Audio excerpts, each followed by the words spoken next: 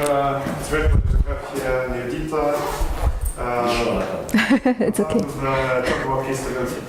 Thank you. Firstly, I would like to thank the organizers for the opportunity. It's such a pleasure to be in this city, my first time here. So thank you. And so I'll be talking about case stability of del Pezzo surfaces. In particular, I'm looking at singular ones with A1 singularity and of degree 1. Okay, so before I begin with the results, I will first state the definitions and the preliminary results I will be using in the proof. Okay, so today's talk is on case stability of del Pezzo surfaces of degree 1, in particular with just A1 singularities.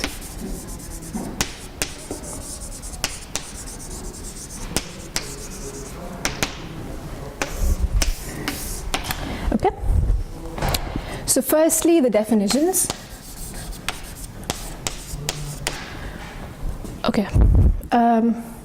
I have S to be any smooth or mildly singular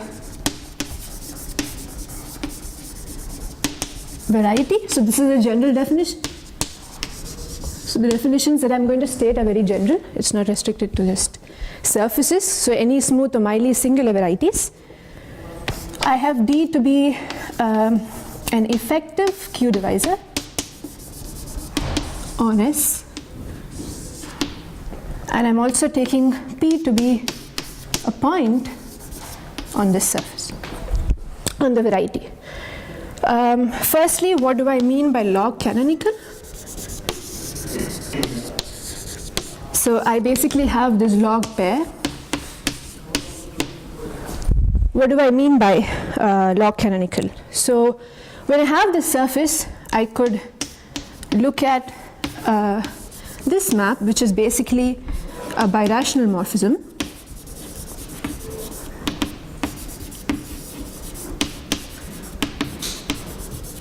Yeah, and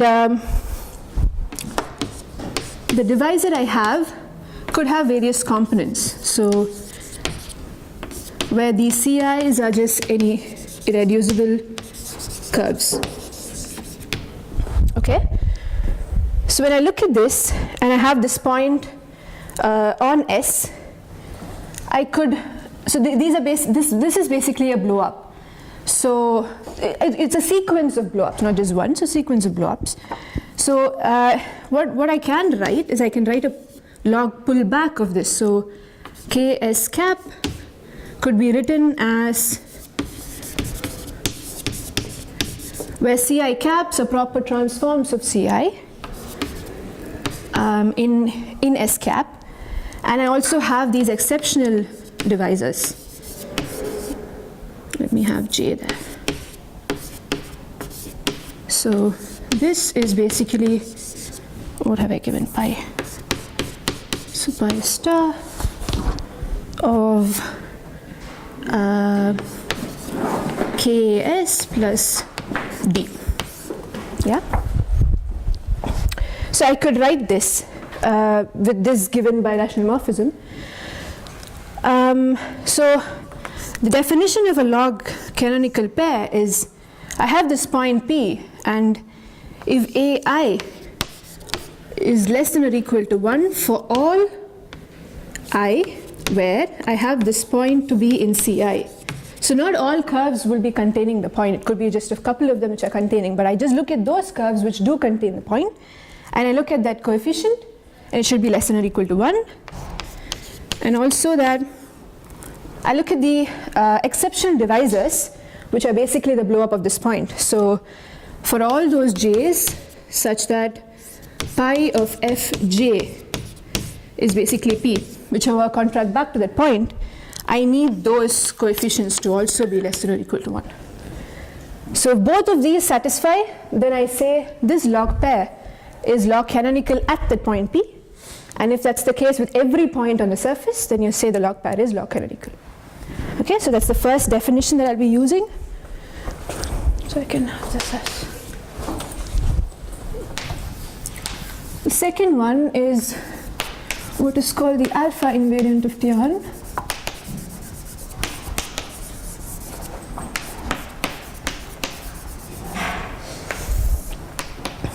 So what do I need for this? This is again, S is the same. And I have, say, L to be any ample Q divisor. So then how can I define this?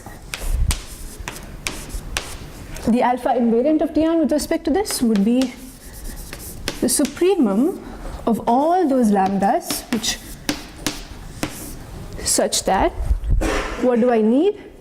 I need S comma lambda D to be log canonical, where D are, so D is going to be a set of all those divisors which are Q rationally equivalent to the L that I start off with. I hope I'm right, yes. Okay, so this is for, so D are set, okay, I'll just write what D is.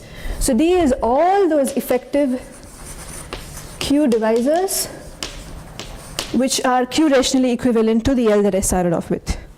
Okay, so you take all such divisors, you look at when they are log canonical for which values of lambda, and for all those lambdas you take the supremum of it, that gives you the alpha invariant. That's the second definition I'll be using. So these are the main ones. And so what am I interested in? When I know this, we want to understand case stability. So we have a result which is called, which was initially, it was stated by Dewan, so it's Dewan's result. This is what is my main result, this is what I study. So I'll just state the result first and then I'll tell you the history as to how this exactly came about being used. So I have S to be a Fano variety.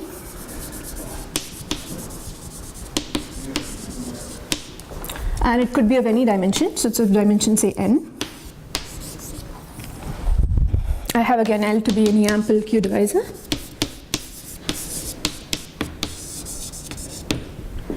Okay. We define something, he defines something called a slope. The slope with respect to that ample divisor is basically defined this way. So this could be computed for various values of various ample Q divisors. So this is called the slope with respect to that. With respect to the ample divisor you have. So the statement of the result, if I write here, is okay, right? I can still continue writing here. You mean for me. To the n minus 1 or? Oh yeah, sorry. So this is, sorry. Correct. Yeah, that's only in the case of del Pezzos.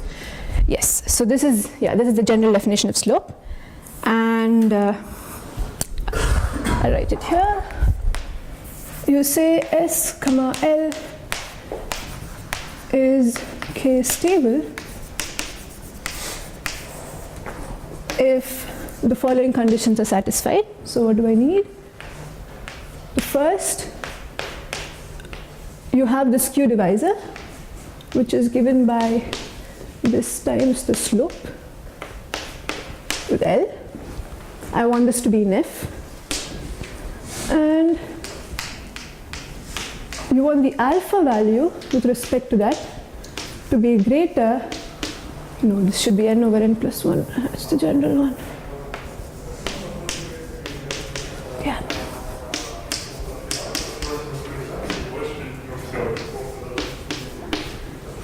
So if both of these are satisfied, then this is K stable. That's the statement of the result.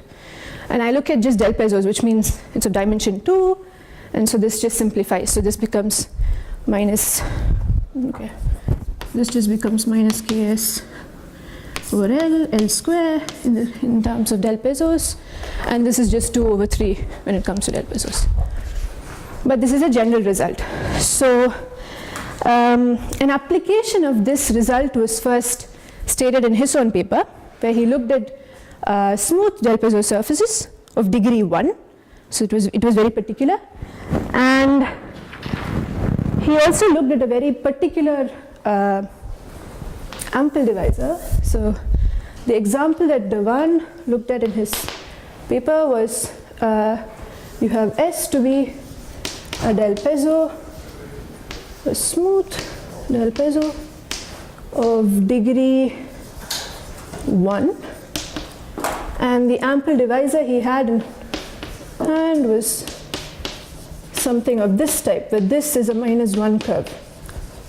So he didn't look at all different ample divisors. He looked at a very particular one, and he saw if somehow this could be applied. So he looked at when this was nef, and if this was applicable, it did. So that was when it was not just a result, but it could be very explicitly applied.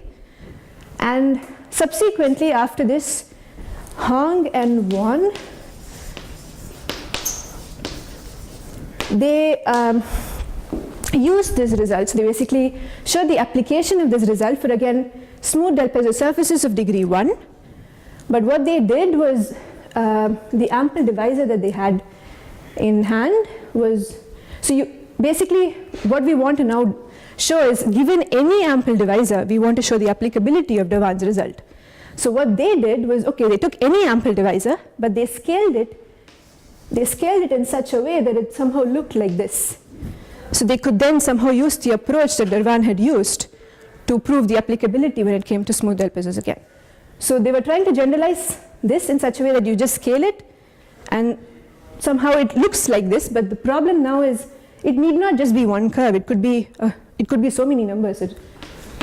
When it's degree 1, it could be basically 8 different curves that you have here. So it could be, yeah, a maximum of 8. And the reason why this worked was because when you scale your ample divisor, it doesn't affect your alpha value. I mean, it affects your alpha value, but you can always compute it, because when you look at the way I've defined my alpha invariant of Tian, when you scale it, so if this was mu times, instead of just L, if it was mu times L, if you scale it, the alpha value is only going to change by a factor. So it's just 1 over mu times this. And so you could always scale it and still compute it. So which means they somehow, they used this approach.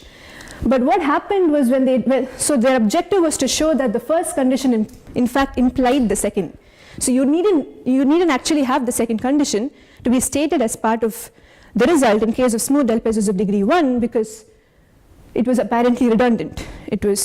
So given this immediately was implied from the first. So that was their objective, that was what they wanted to prove. So they scaled it and they tried doing it. They scaled it in this way, but the computations were quite complicated. So following this, what I'm going to write here. So following this, what Vanya and Jesus, what they did. So they again looked at smooth del Pezzos. So S was, say, smooth del Pezzos of degree 1.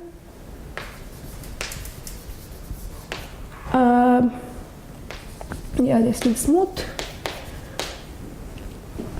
And they proved the same thing, but using a different type of scaling, which is what even I do in my proof. A very different type in the sense that you'll understand when I do my proof, it's exactly the same scaling that Vanya and Jesus had done in their paper. So they used a different type of scaling, and the same thing followed from it, and it was much easier than what they had done. But they didn't just stop with this. They also looked at smooth del Pezzos of degree 1, 2, and for both 1 and 2, this condition implied the second condition. And for smooth del Pezzos of degree 3, it was a little more complicated, because you had to be very specific with what ample divisor you take. They weren't able to generalize it to all possible ample divisors, so it was very particular. For degree 4 and higher, so again, we are only in smooth case. When it comes to their paper, it's only smooth. In degree 4 and higher, you cannot in fact use Dewan's, because in degree 4, this becomes equal. It becomes exactly equal to 2/3 the slope, so you in fact can't even use it. And for higher, this is no longer greater, it's in fact lesser than 2 over 3 times the slope. So the bottom line somehow is that Durant's result is useful when the slope is small, right? It's hard to tell. Yes. Yeah, because Maybe if it was smaller, then maybe this. It depends. You cannot say just this. I don't actually. It's also depends on the surface. So the degree of the surface is small. It's not only depends on the slope. First of all, slope. yeah, If you scale L, slope also scale absolutely the same way as alpha. So it also depends on depending how you scale it, you need to first scale it somehow you like it, and then you can state it. So but just when L is then canonical. when else canonical? Yeah, when L is anti-canonical, in fact, Slope is 1. yeah, slope would just be 1, and yeah, so this would just become Tian's result in that case if L was just minus Ks, because your slope is just 1, and what Tian had said was if this was greater than 2 over 3, basically n over n plus 1, in case of del Pezzo is 2 over 3, then there's going to be a Kähler-Einstein metric that exists. But because of this conjecture where you have this correspondence between the existence of Kähler-Einstein metric and case stability, which was proven just for smooth case and for just anti-canonical polarization recently, it means that it's also case stable. So this is basically something like a generalization of Tian's when it comes to smooth. So you can't just say it's a generalization because the conjecture has still not been proven for singular ones. So only for smooth and only for anti-canonical polarization. But yeah, if L was just anti-canonical, then this would be a generalization of Tian's. Okay. Yeah, so this is somehow the history of how they looked at the application of Durant's result. So what I did was I looked at a del Pezzo surface of degree 1 with very mild singularities. So I looked at just A1 singularities, and I still could prove that this implied the second condition. So again, second condition was in fact redundant even then. So that's basically what I'm going to talk today. I'm just going to tell you slowly we're going to prove that. But for me to do that, I'm going to use certain results. So I'm just going to keep this board for just that, because I'm going to have this throughout the proof. So I need certain preliminary results for that.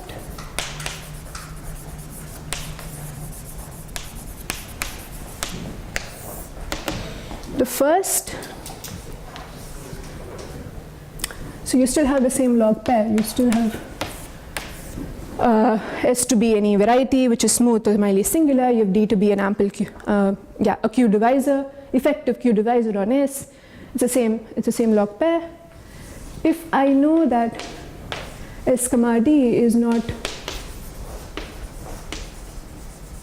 log canonical at the point P in S, then it's Skoda's result that multiplicity of D at the point P is in fact going to be greater than 1. This is provable. I mean, if you just assume that it is less than or equal to 1, you'll come to a contradiction, so that's fine. That's one result I'll be using. And if I could write D as A1, C1 and a bunch of other components, so I'm just going to write those components as delta, where this is just AI, CI, where I is just, say, running from 2 to R. So it's just a bunch of other components. I'm writing too big, okay. And I have A1 to be less than or equal to 1. I have a bunch of, so I have a bunch of conditions. I have 1, I have 2. What I also need is I need C1, the curve C1, to be smooth at this point P. Okay. If I have these three conditions satisfied, and if my S comma D is not log canonical, LC means log canonical, is not log canonical at this point P, then multiplicity of C1 with the rest of the components at this point is greater than 1. Okay, is this condition okay? So you have these three you have D to be a bunch of components, where one such component is a curve C1. So I have this curve C1, which is passing through that point P. I want that curve to be smooth at that point, and I also need this coefficient to be less than or equal to 1. If these three conditions are satisfied, and if this log pair is not log canonical, I can say something more about the multiplicity. Okay.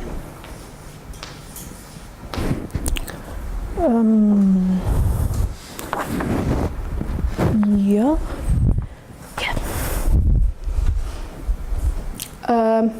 Something more than just this. So this was proven by Banya.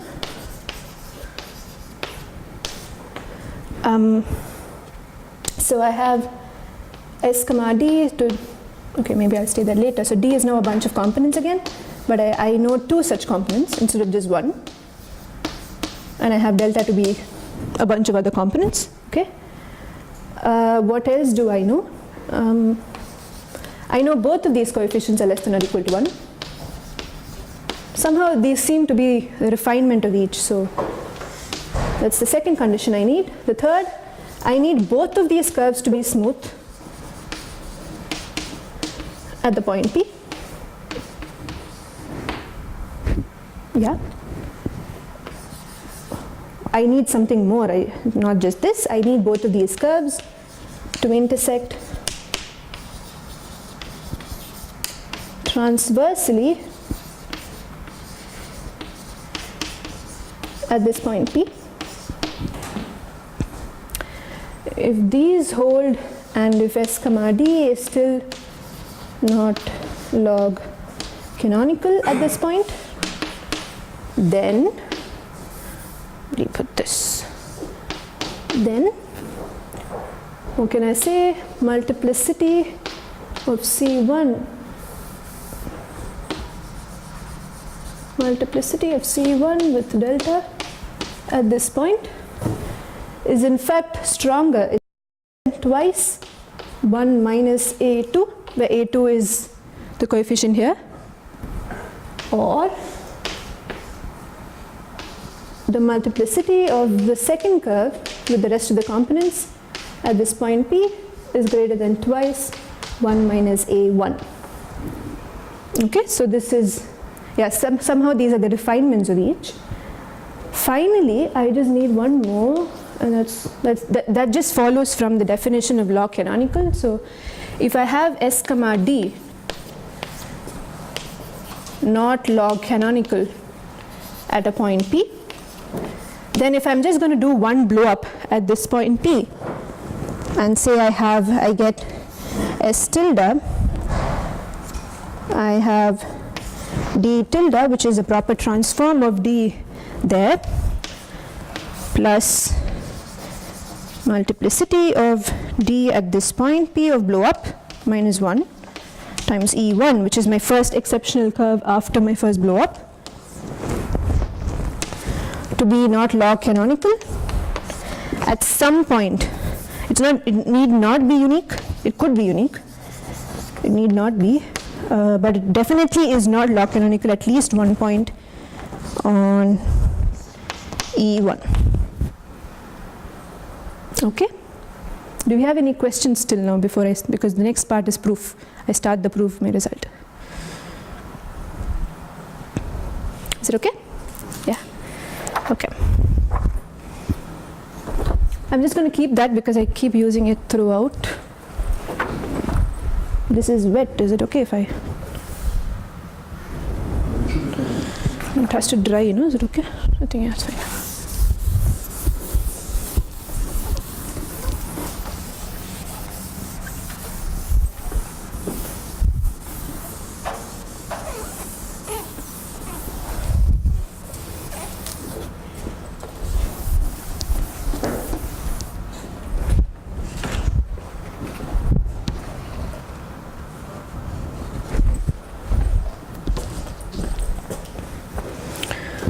Okay, so I'm going to write down what I have. So in case of del Pezzo, so what am I going to prove? I'm going to prove the first condition implies the second. Okay? So what do I have? It means I have this divisor, because it's a del Pezzo I'm looking at, my dimension is just 2. So 2 over 3 times the slope. So I have this to be nef. What am I going to prove? That this is in fact greater than 2 over 3 times the slope. Okay, so this is what I'm going to do today. So my first step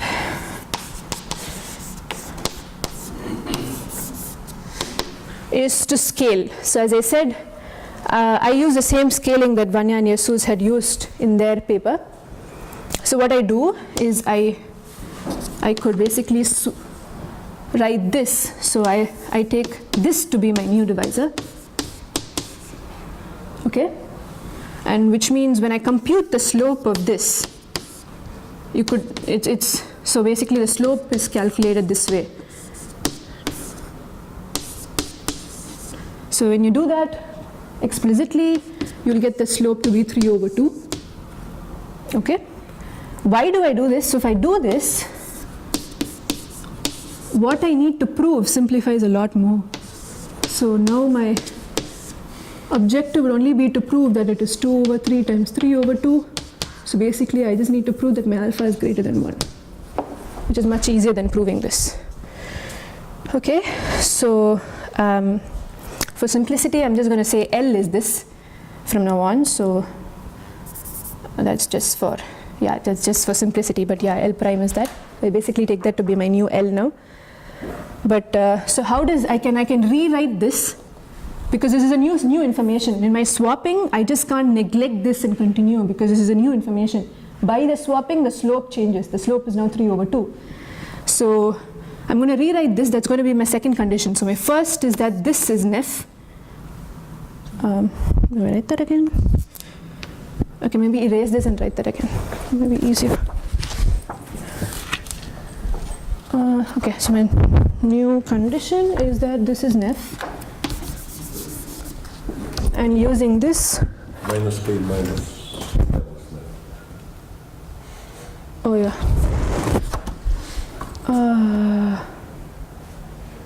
Yeah. So this. It's already written on top, maybe just erase. Oh yeah, sorry. Yeah. So which means, okay, so once I swap, what happens? I'll rewrite the whole thing. So I swap this to be my new L. So what I now have is that minus ks minus L is nef. My new L is this now, okay? And because of my swapping, I have a change in the slope. So I'm going to rewrite that. So basically this becomes 3 over 2, or rather I can say L prime square is 2 over 3 times minus ks dot L prime, which can be simplified further. L prime dot L prime minus 2 over 3 with the anti-canonical is 0. So this is the same information written this way. So I'm just going to write that as well. So that's my first, and this is my second. My second thing that I have. So now that's just L minus 2 over 3. Okay, so I need to prove this now.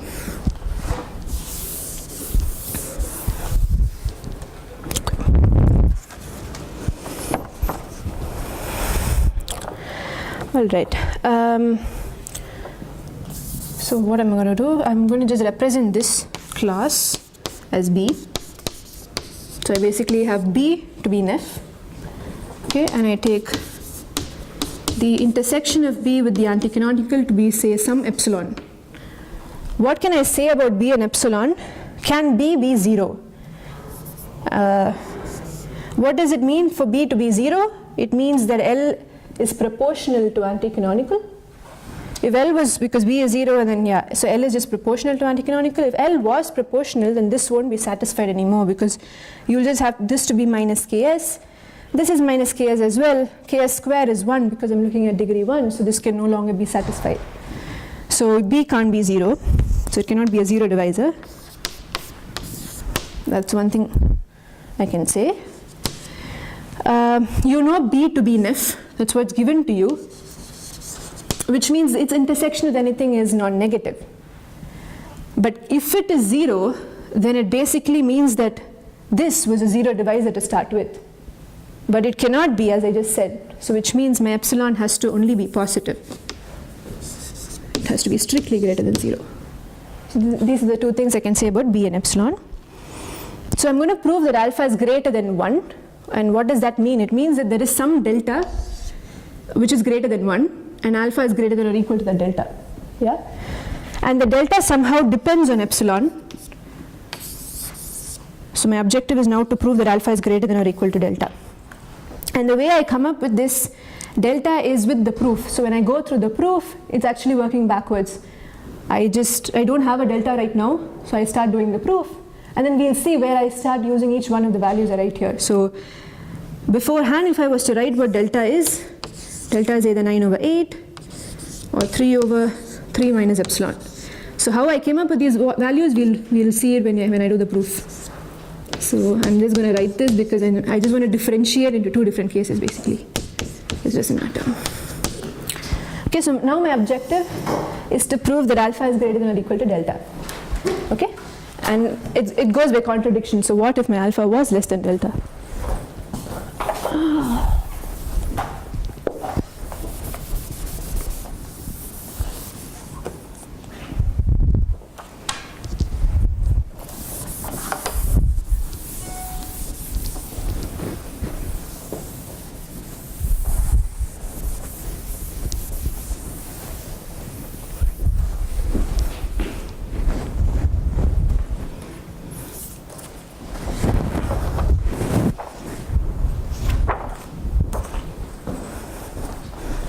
So I assume I'm supposed to prove alpha is greater than or equal to delta, but I assume alpha is in fact less than delta, and we'll arrive at a contradiction. So if my alpha was less than delta, what does it mean? I just erased the definition. So when alpha is less than delta, it only means that alpha is basically the supremum of all those values of lambda for which we have the log pair to be log canonical. That was the definition of alpha invariant of T1. Yeah? So if alpha was in fact less than delta, it means there is some value in between these for which the log pair is no longer log canonical, because alpha is the supremum of all such lambdas for which it is. So which means there exists some lambda, some lambda less than delta for which s comma lambda d is no longer log canonical at the point p. Basically there exists some lambda, there exists some divisor which is Q-rationally equivalent to the L we had initially, for which this is no longer log canonical. That's the very definition of alpha invariant of T1. Okay, so so my first step, what do I do? Yeah. I think Artyom said it's 1/3. It's a minimum. Yeah. So I think it's 1/3. Yeah. You mean here? Yeah, I think. Oh yeah. Okay. Artyom said it, but just. Okay. Okay. The minimum is Yeah. Okay. What's my first step? My first step is to prove that, okay, L is any ample divisor. So what if L was in fact proportional to the anti-canonical? Is my result still true? That's the first basic step. So what do I need to prove that alpha is greater than 1, isn't it? So here, if I'm going to look at this, and if it was in fact proportional, this is nothing but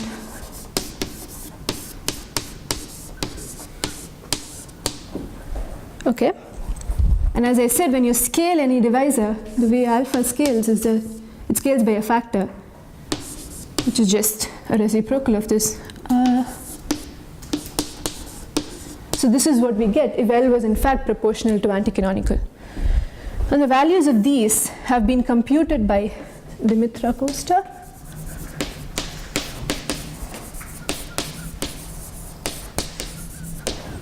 And so we are looking at just degree 1 del Pezzos, which are smooth. We're looking at singular ones, but she has computed for singular ones. And in the case of anti-canonical, it's a max, it's a minimum of 3 over 4. Basically, it's just 3 over 4, 5 over 6, or 1. Okay? So that was the case. This is going to be greater than or equal to 3 over 2 times 3 over 4, which is 9 over 8. And I'm saying my alpha, which means now this, which is anyway greater than 1. So basically my result is, if my L was anti-canonical, my result is, it follows from her computations. So the reason why I have stated delta to be 9 over 8 and I'm taking alpha to be less than delta is I'm neglecting this case. Because for this case, it's already been proven that it is Devan's result. Yeah, the first one implies the second. So that's the reason why I have taken the first value of delta.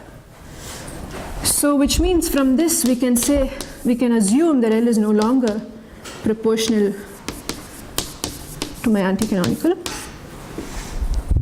That's the first step.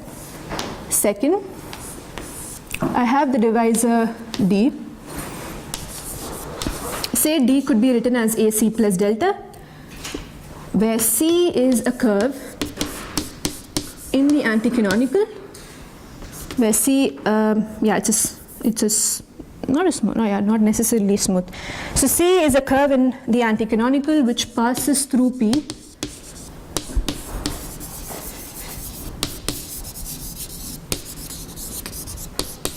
How do we know post priori that in fact there is a component of C in D? We don't. So the first case would be that what if A was 0? That is C was not, no such curve is actually a component of the divisor you start with. And which means D is just delta. So now you basically have S comma delta no longer log canonical at the point P. Okay, if that was the case, what do I have?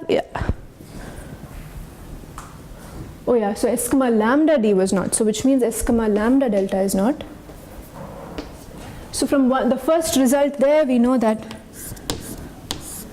the multiplicity of lambda delta at the point P is greater than 1. Yeah? Which basically means that I could write this as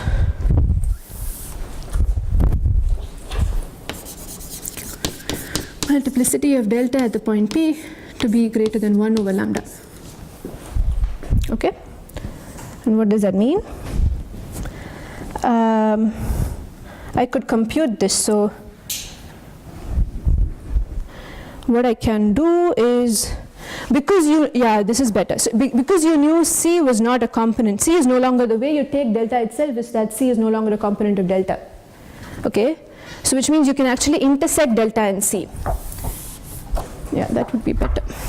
So we knew delta dot C is no longer, so this is going to be greater than 1 over lambda. But this could be computed. So this is basically, okay, I'm going to compute that. Delta is D in our case. D was Q rationally equivalent to L. Okay? L is minus Ks minus B. So if I'm doing delta dot C, I'm basically doing minus Ks minus B dot C. C was a curve in minus Ks. So this is just Ks square, so that's just 1. Minus B dot C is B dot Ks, so which is epsilon from what I've chosen. So is that okay? Is it okay if I erase it? And because I'm just going to substitute and I'm going to say this is equal to 1 minus epsilon from my calculations here.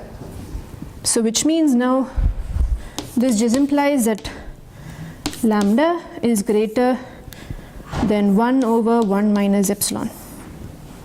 But this is not true because my lambda was less than delta. This would just imply that this is true. But this is a contradiction because this is in fact lesser than this. Okay. Is that okay? Before I go to the next case.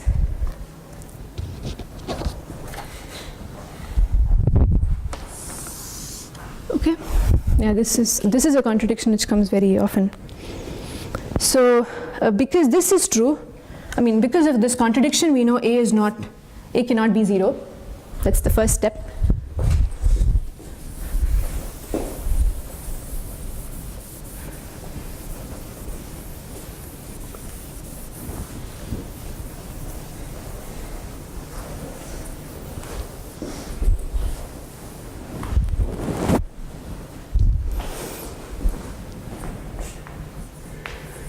So A is no longer 0. So which means there is a component of, there is a curve which passes through P, which is in the anti-canonical, which is a component of D plus delta. Okay, so what if A was 1 and delta was 0? What if D was just C? That's the next case. So can that happen? So if this was 0, this is just 1, D is just C. What does it mean? C was in the anti-canonical, which means D is proportional to the anti-canonical. But D is actually a Q-rational equivalent to L. That's how we started, which means L is now proportional to the anti-canonical, which we proved cannot happen. I mean, we're basically excluding that. So which means we don't want this to be the case, which means we somehow want A to be less than 1. So in fact, what I prove is A is in fact less than 2/3. Okay, that's the next thing. So how do I go about doing this? Suppose A was greater than or equal to 2/3. Okay, now we use this second condition we had there.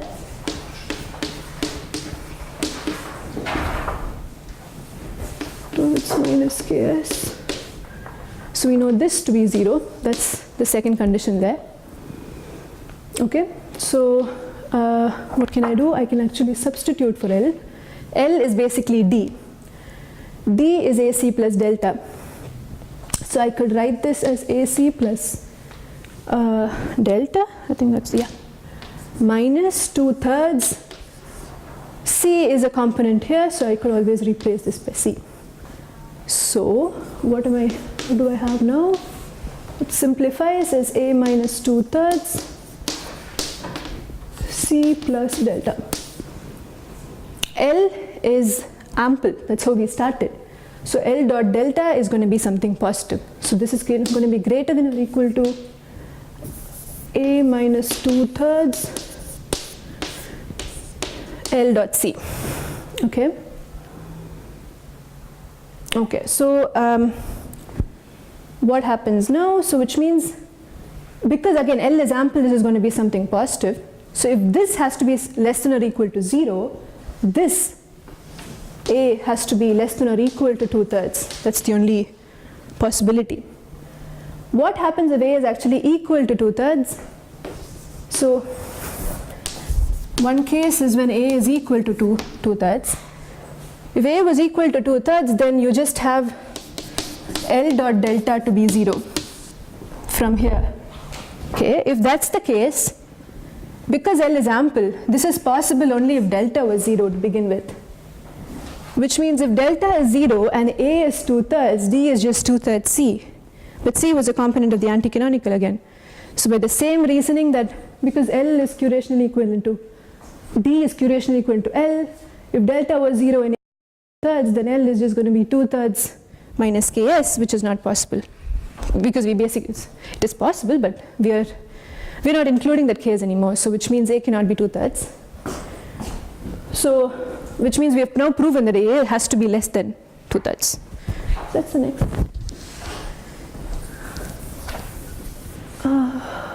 Yeah.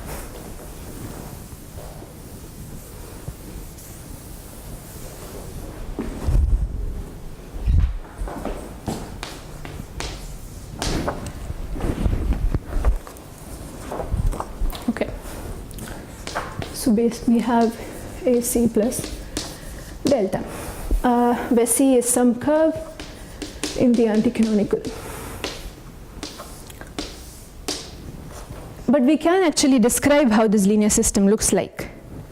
So one way of looking at it is you have S to be there is a surface, you always have this sort of a map where this is basically the contraction of -2 curves, this is the blow up of points on P2. The way you blow the position of the points of blow up is going to determine how they look like. And I'm looking at particularly A1 singularities on S, which means I need -2 curves basically. So depending on how I blow up, I could always describe how my anti-canonical looks like. In my case, I can. So what happens is I get a very clear picture. There are only 5 possible curves, types of curves. So I could have C to be something smooth. I could have C to be something like this, which is singular at this point P. I could have C to be something like this, which is again singular. It could be singular, and not just singular here, but it could be actually an A1 singularity on the surface I started with. Or it could be something of this type, but again, this is A1 singularity. So this is basically singular here in the linear system, but on the surface it's a smooth point. But here on the surface is again going to be singular. So it's a very clear picture. These are the 5 possible curves I'm going to take. And I exhaust, these are the only possible ones. So basically my proof is going to have 5 cases where I take each one of these and I prove it's not possible. I commit a contradiction. Okay, do you have any questions before I start with the cases? Is it okay? Okay. The first case, easiest one, C is smooth. At P. Sorry? At P. Yeah, smooth at P. Yeah. What do I now have? Okay. I'm going to use one of those results. Basically, I'm going to use the second one. What do I need to prove to use this? I need to prove that the coefficient is less than or equal to 1, which I already know. I mean, okay. So what do I now have? I have S comma lambda D to be not log canonical at this point P. Lambda D to me is lambda AC plus lambda delta. Okay. So if I have to use this, I need to prove lambda A is less than or equal to 1. That's one thing I need to prove. And to use this, I need the curve to be smooth, which is the case I'm looking at anyway. So all that I need to do is now to prove that lambda A is less than or equal to 1 to be able to use the second one. What do I know? I know A is less than 2/3. I also know lambda is at the most 9/8. So, which means this is just going to be 3/4, if I'm right. Yeah. So, which is less than 1. Okay, so I know my coefficient is less than 1. I know the curve is smooth at that point, so I can now use the second result here. So what does the result state? It states that lambda, so delta dot C at this point P is going to be greater than 1 over lambda. Basically lambda C, so it's yeah, that's how it is. By similar computations which I had done earlier, I can compute this. So delta, okay, so C is in Ks, so C is Q rationally equivalent to minus Ks. Delta is D minus AC. Yeah, so, but D is Q rationally equivalent to L. So which means you can write this to be minus Ks minus B minus AC. So if I need delta dot C, this is just going to be this dot C. And this is 1. Minus B dot C is epsilon. Minus AC square is again just 1. So I have this to be 1 minus epsilon minus A. Local. Yeah. Okay. No. Oh, yeah.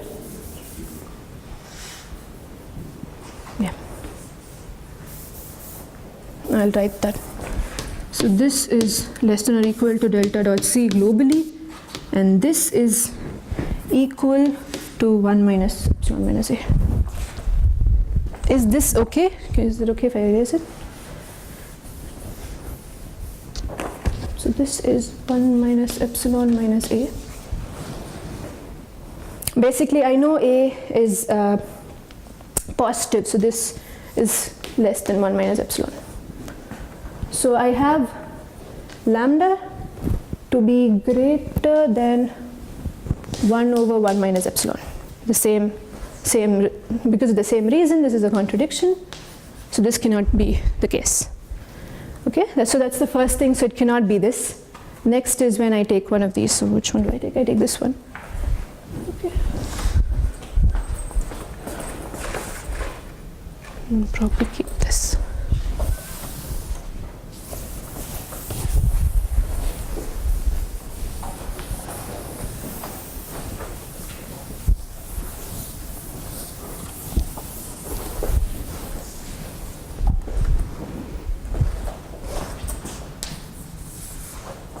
C is like this, where this is my point.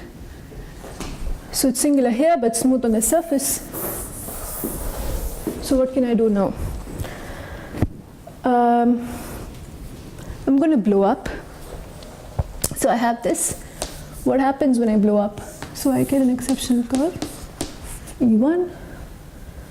This is my C. So I get something like this as my first blow up. So say C1, and I get 2 points of intersection. Okay, so you get this.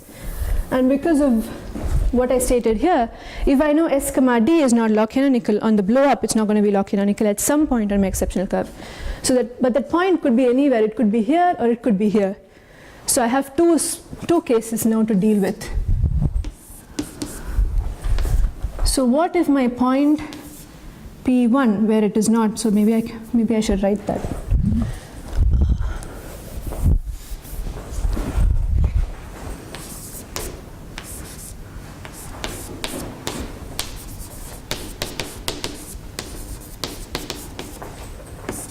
So this is the same as saying that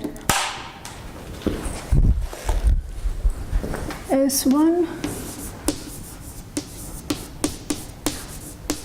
after the first blow up, and we can compute this. So this would be lambda 2a plus m minus 1 E1, where m, okay, instead of saying this, I can say, you can write the log pull back. So it would be delta 1 would be, if this was my blow up, it should be the other way around. If this was my blow up, then it's going to be the pullback of delta minus m E1. That's the m here. Okay.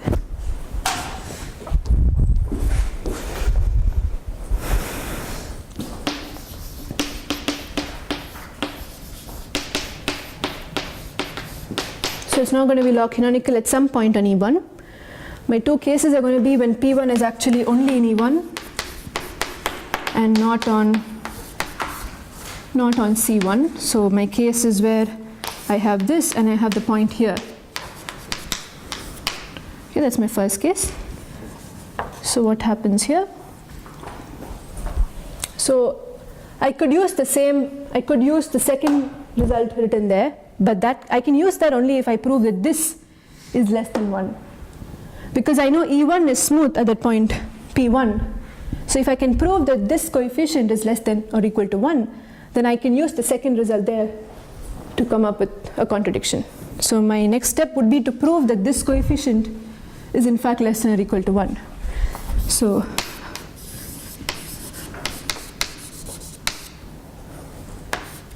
I need to prove that this is less than or equal to 1.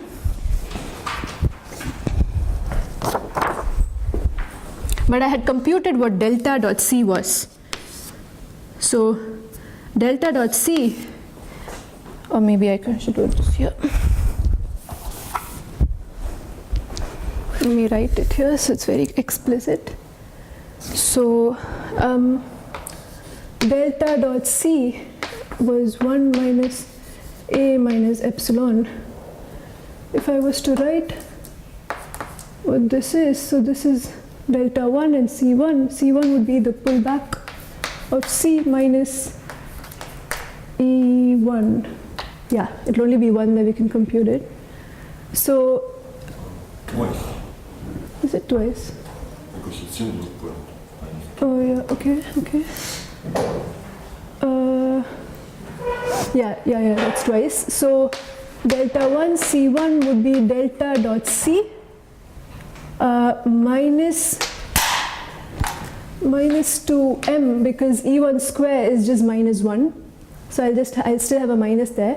So delta 1 dot C1 will be delta dot C minus 2m if I just do it this way. And delta dot C is basically, yeah, so which means I have delta 1 dot C1 to be 1 minus A minus epsilon minus 2m. From here, I know this is always positive. So which means I can always rewrite this as 2m. So I'm basically doing this because I want to bound m. I still don't know a bound for m here to do this. So m could be bound this way. I'm just going to. Okay, so I have m like that. I know A is less than 2/3. So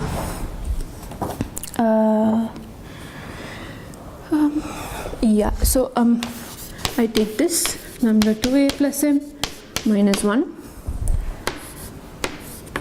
This is 2a plus 1 minus a over 2. Is that what I'm going? Yeah. Because you know epsilon is positive. So this is basically strictly less than 1 minus a over 2, which is what I'm using here. Okay? So this would just be 3a plus 1. I know a is strictly less than 2/3, so this is just going to be lambda times 3 over 2. But lambda is at the most 9 over 8.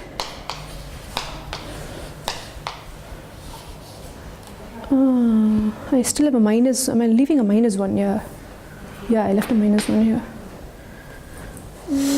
This is equal. I still have a minus 1 here, and a minus 1 here, minus 1 here. It's 27 minus 16, so that's just going to be 11 over 16, which is less than 1. Is it okay? Yeah. So now I know the coefficient here is less than 1. I know this is smooth at the point P1, so I can now use the second result there.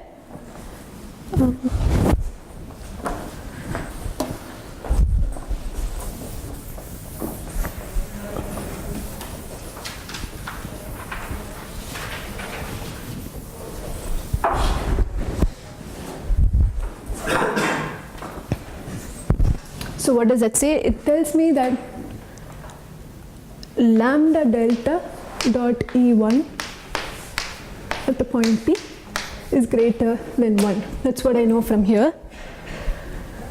This is basically the same as saying delta dot E1 is greater than 1 over lambda.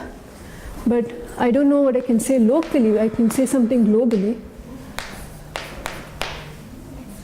Yeah, I think I'm right. Yeah. This is what is m. Okay. And I have a bound for m. So I now have 1 over lambda to be less than m. M is less than 1 minus epsilon over 2. Am I right? Which is basically the same as, yeah, because again I know epsilon is positive, so this is basically less than half. So which means I'm saying lambda is greater than 2, which is not the case because at the most it can only be 9 over 8. Okay? So that doesn't work. So which means we're done with the second case as well. But basically the third also follows from the same, because it's the same. If you blow up, you would end up getting something like this. You're not done with the first case, because this was a case when P is in A1 but not in the... Oh, I still have, oh yeah, okay. But the same step works For, yeah, the cusp as well. Yeah, okay, I'll do the second, yeah. So this is the first. Yeah, second is when P1 is on E1 and on C1. That is, my case is where my point was here.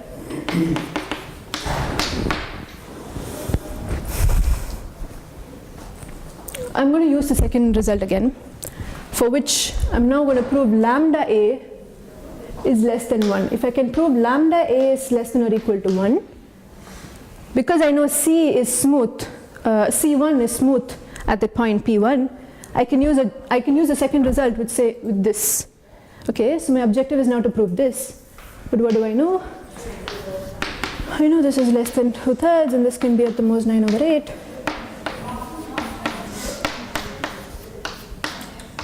So this is just 3/4, which is strictly less than 1. So I know lambda A is less than 1. Okay.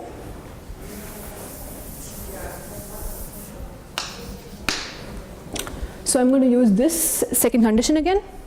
So how can I use it? C1 with lambda delta 1 plus lambda 2A plus m minus 1 with E1 is greater than 1. Okay. Now this can be computed. Lambda times delta 1 dot C1 was delta dot C minus 2m. But I know what delta dot C is as well. So that's just 1 minus A minus epsilon minus 2m. That's just this. C1 dot E1 is just 1 locally. Yeah, that's locally. But am I using the local? No, I'm using the global one. No, let it be global. So globally there are 2 points of intersection. So this is going to be 2. So that's just 2, okay, twice this, so 4a plus 2m minus 2. Okay, so when I simplify, lambda times 2m and 2m cancel, so I just get 1 plus 3a minus epsilon minus 2 is greater than 1. Okay, I'm just going to take the 2 that side. So basically this says that this is greater than 3. Okay, but what do I know? I know A is less than 2/3. So this is just 2/3. So that's just 3 minus epsilon. Okay, so this is now saying lambda is greater than 3/3 minus epsilon. That's how I got the second value for delta. But I'm choosing lambda to be less than delta. My delta was, one of the values was 3/3 minus epsilon. So, but this is actually, the way I'm choosing lambda itself is less than 3/3 minus epsilon. So this is a contradiction. So this is exactly how you found delta. Yeah. That's how I got the second value for delta. So first value was from L. Yeah, so that's the second case. So this is not possible either. So which means we are done with this. But it's exactly the same here as well, because I'm using global here, because if I was to stick with local definition, then I think I would have to do again for cusp. But because globally it's the same, even for a cusp, the intersection is going to still, the numbers are going to be the same. So it's exactly the same computations for cusp as well. So I'm going to go. Particularly this proof Hong and Wong result. Right. Yeah, these three. I mean. Right. Okay. So the fourth case. The new case. Yeah, the new one. I'm going to leave that. So maybe for simplicity we'll just do one case. So I'll just do the fourth then. Yeah.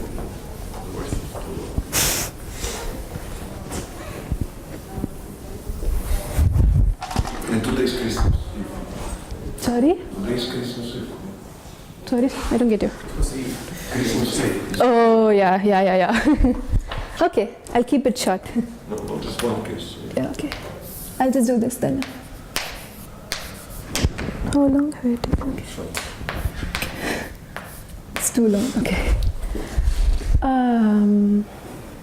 Okay, so I have this. I'm going to blow up. So what do I get?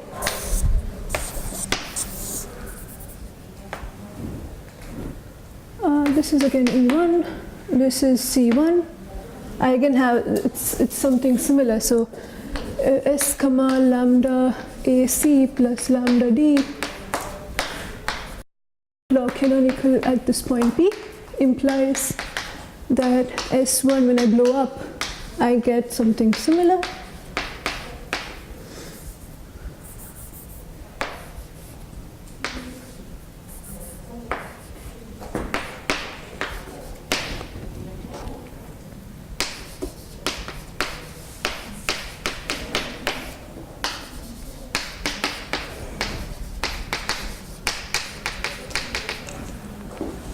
What is B to me? I'll write the log pullback. So how I wrote, okay, so delta 1, if this was F to me, this is just F star of delta minus B times E1.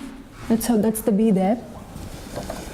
And C1 is the pullback of C minus E1. Yeah, it'll just be 1 there. That's fine, okay. The first, again, you have so many cases. Your P1 could be here, or it could just be on E1. So the first case is when P1 is just on E1.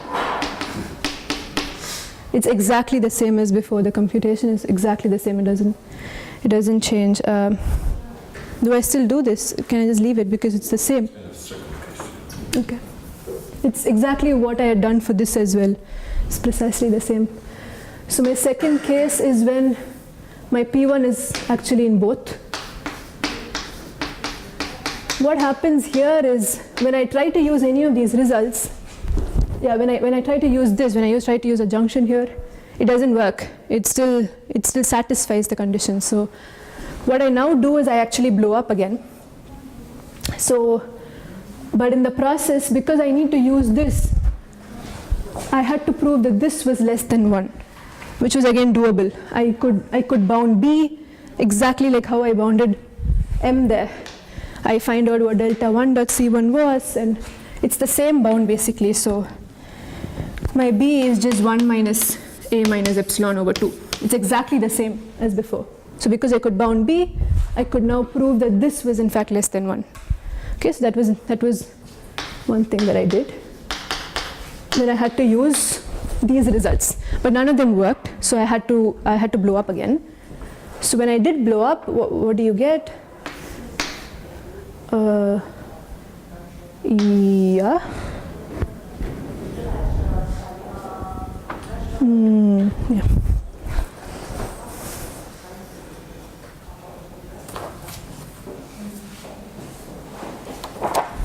Yeah.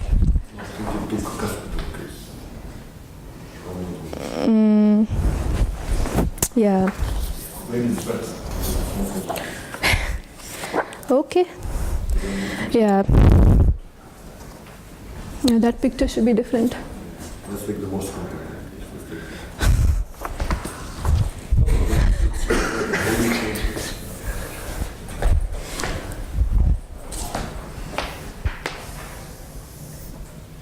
Okay, so I'm in this case. Yeah, so when I blow up, I get this. So my coefficients, the coefficients remain the same. Okay. So I'm here. I have this. This is my second blow up. So when I do my second blow up, what do I get? I get S2 followed by the same on the second flow, plus an extra coefficient that I get is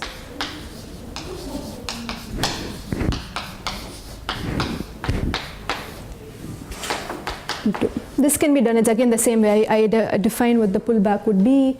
I look at the coefficient and I get the coefficient to be this. So again, I try to use one of those results. to use any of those results, I had to now prove this was less than 2. I mean, this was less than 1, basically, which means this is less than 2 was the next thing I had to prove. Which means I had to bound B and B prime.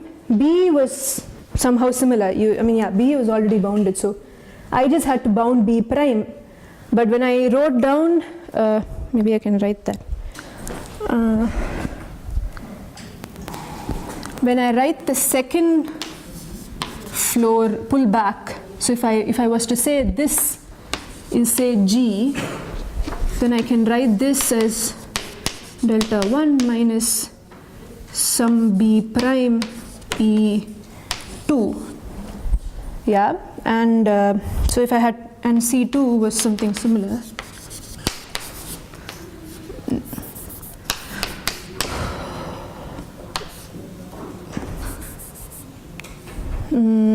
Which is, I could compute, this was just 1. So if I was to, now my objective is basically to bound B prime because we don't know a bound for B prime. And so if I can intersect these two, what I get is delta 2 dot delta C2 is this on the ground floor minus B prime. I think I'm right, yeah. This was basically 1 minus A minus epsilon minus 2B minus B prime. This is always positive, so you get a bound for B prime as well from that. So with which I could now prove that this was less than 1. That was the next step. Once I proved this is less than 1, what did I do? Oh yeah, I tried to use these results again. But again, so this is not log canonical at some point, say P2 in E2. But you again have so many different cases. P2 could just be here and not be on any of the others. P2 could be on all of them. But when P2 was just on E2, it worked. You could use the second result to prove, you did arrive at a contradiction because something similar to this, you did arrive at a contradiction if P2 was just on E2. But if P2 was in the intersection, I had to blow up again because none of them worked. So there was another blow up that I had to do. Maybe I could erase this.